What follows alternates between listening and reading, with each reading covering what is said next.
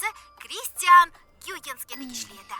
Birinchi ishonchli dvigatel esa 1860-yilda fransuz muhandisi Etienne Lenoir tomonidan ishlab chiqilgan. 20-asrga kelib ichki yonish dvigateli avtomobil transportida asosiy dvigatelga aylandi. Dvigatel? Esa Bu nima degani? Oyimdan so'rayman. Oyijon, oyi, dadajon, qayerdasizlar o'zi?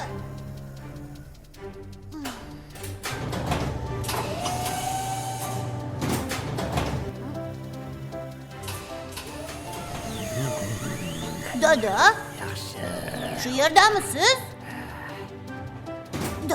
Dadajon, dvigatel nima degani o'zi? Buncha hovliqasan o'g'lim. Xayrli tong. Voy, uzr. Assalomu alaykum. Xayrli tong, dadajon. Va alaykum assalom. Dada, ichki yonuv dvigatel nima? Bu bizning yuragimiz.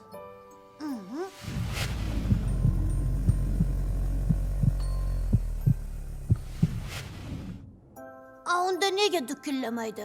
Faqat vag'illaydi. Chunki bizning yuragimiz odamlarnikiga o'xshamaydi. Shuning uchun ichki yonuv dvigateli deyiladi. Baribir tushunmadim-da. Hozir senga tushuntirishga harakat qilaman.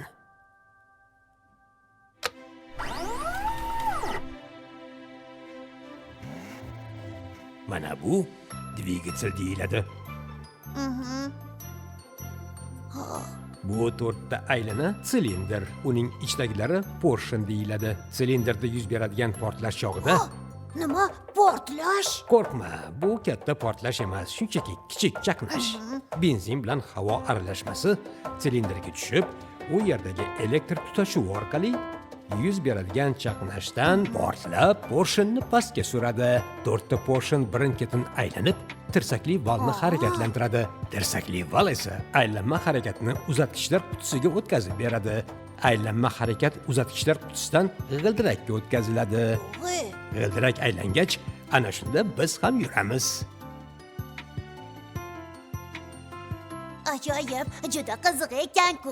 Juda qiziq. Lekin odamlarning g'ildiragi yo'q-ku, ular qanday yuradi? Bu undan ham qiziq. Biz benzin bilan yuramiz, odamlar shakarda yuradi. Iye, shakar, hamma ham shakar yeyavermaydi-ku. To'g'ri, lekin odamlar yeydigan barcha ovqat tarkibida shakar bo'ladi. Ovqatdagi shakar qon orqali miyaga boradi. U yerdan elektr impulsiga aylanib, butun tana bo'ylab tarqaladi. Dada, odamlar elektrdan qo'rqadi-ku. Elektr ularni urmaydimi? Yo'q, juda past bo'ladi. Shuning uchun urmaydi. Miyadan berilgan topshiriq asab tolalari orqali kelib mushaklarga o'tadi. Mushaklar esa shu paytgacha saqlab kelayotgan shakllarni yoqish orqali harakatga keladi. Qoyil, men hammasini bilib oldim.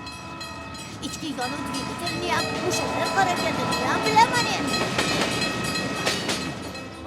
Nima deb baqiryapsan? Odamlar mushaklarda, mashinalar ichki yonuv dvigateli orqali yurarkan. Endi bilmagan narsam qolmadi. Menda na mushak bor va na ichki yonuv dvigateli. Lekin mana, yurib kelyapman-ku. Qanaqasiga? Men bilmagan narsalar ham bormi? Hali sen bilmagan narsalar juda ko'p. Aslida sen bilganlaringga emas, bilmaganlaringga ko'proq e'tibor ber. Shunda behudaga hovliqmaysan, ko'proq bilim olasan.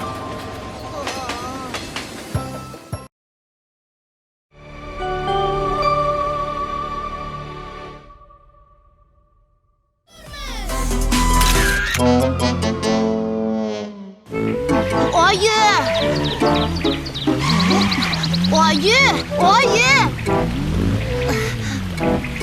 Ha, bolam?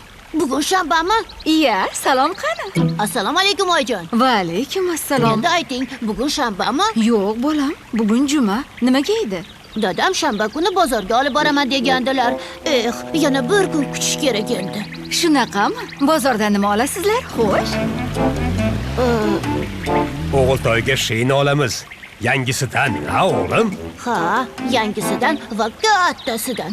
O'zimniki eskirdi-da, oyi. Bugun shanba bo'lganida yaxshi bo'lardi-da.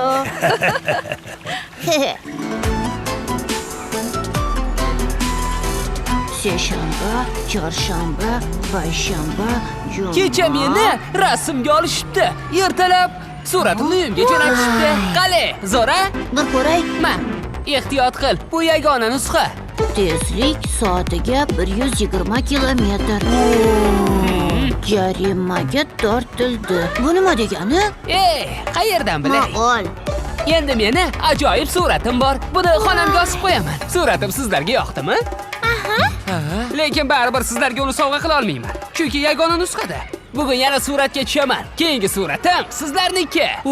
Rahmat, Spark. O'sha suratga oladigan joy qayerda ekan o'zi? Bog'chamizni yonginasida. Ko'chani boshida 2 kun bo'ldi o'rnatishganiga.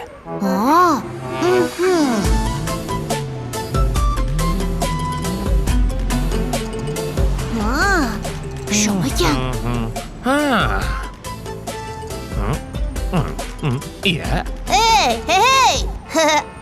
Meni ham suratga olib qo'ying. Voy. Mana. Hoy bola, yo'lni o'rtasida. Kamerani tagida. Nima qilyapsan? Nega kulyapsan? Suratga tushyapman. Nima? Hozir suratga olmaydi. Nega endi? U faqat yo qizil chiroqda o'tganingda, Yo yuqori tezlikda kelganingda, qoidani buzganingda, yo piyodani suzganingda. har noma'qulchilik qilganingda suratga oladi. Shuning uchun unda suratga tushishni orzu qilmay qo'ya qol. Endi yo'ldan qocha qol. Voy. Suratga tusharmish.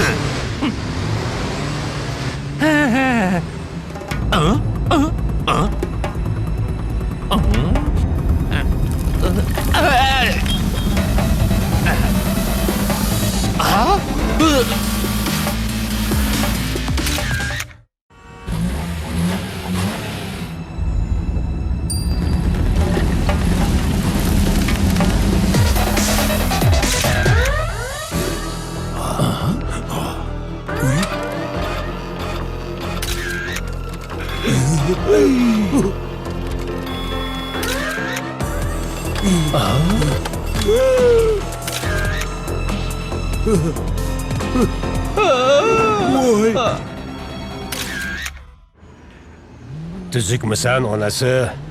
Ha, Dada, rasmlarim qalay chiqibdi? voy. Rasmlaringni narxi juda qimmat chiqibdi. Ha, endi shanbani ham, shinani ham unut. Voy, nega oyi? Seni har bir surating bu qoidabuzarlik degani. Qoidabuzarlik esa jarima degani. Jarima nima degani? Jarima bu qilgan qoidabuzarliging uchun to'lov degani. To'lov nima degani? To'lov biz shanba kuni senga olmoqchi bo'lgan shinani puli degani. Endi shinani o'rniga rasmlaringni tomosha qilib yurasan. Voy, kechiring dada. Men faqat rasmga tushmoqchi edim. Kamera rasmga olmaydi bolam. Kamera yo'l qoidalarini nazorat qiladi. Qoidalarni esa hurmat qilish kerak. Buni hech qachon esingdan chiqarma. Tushundingmi? Tushundim, dada.